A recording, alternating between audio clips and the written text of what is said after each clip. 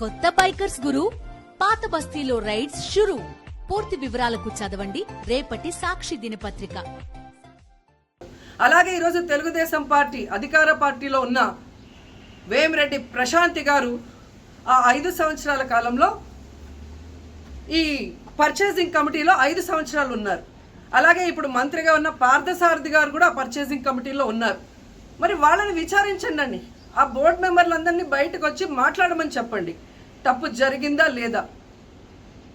ఈరోజు ఇంతమంది గొప్ప గొప్ప వాళ్ళు తిరుమలకు పోయి లడ్డు తిన్నా జరగని తప్పు వాళ్ళ పర్చేస్ కమిటీలో ఉన్న వాళ్ళు జనసేన పార్టీ తెలుగుదేశం పార్టీలో చేరిన వాళ్ళని మాట్లాడకుండా కేవలం జగన్ గారిని టార్గెట్ చేసి మాట్లాడటం చూస్తే రాజకీయ లబ్ధి కోసం తిరుమల పవిత్రను భ్రష్టు పట్టిస్తూ ఈరోజు చంద్రబాబు నాయుడు చేస్తున్న నీచ నికృష్ట రాజకీయాలు అందరూ కూడా గమనించి ఆ చంద్రబాబు నాయుడికి బుద్ధి చెప్పమని కోరుకుంటున్నా.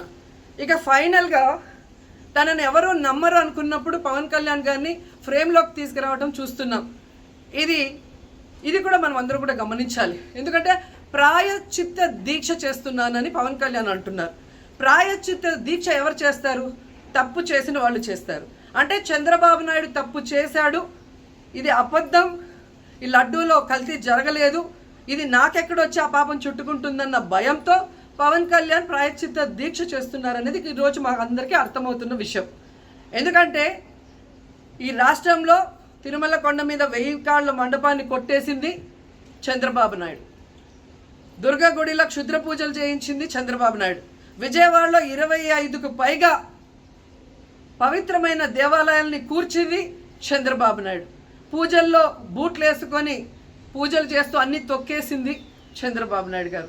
ఇలాంటి చంద్రబాబు నాయుడు కోసం ఎన్ని ప్రాయశ్చిత్త దీక్షలు చేసినా ఆయనైతే దేవుడు క్షమించడు.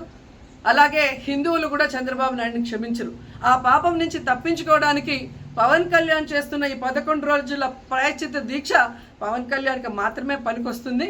కాబట్టి ఇకనైనా తిరుమల తిరుపతి దేవస్థానాన్ని అడ్డం పెట్టుకొని జగనన్న మీద దుమ్మెత్తి పోసే కార్యక్రమాల్లో ప్రతిష్టగా దిగజారిస్తే తిరుపతి అమ్మాయిగా నేను ఊరుకునేది లేదని కూడా ఈ సందర్భంగా తెలియజేసుకుంటున్నాను.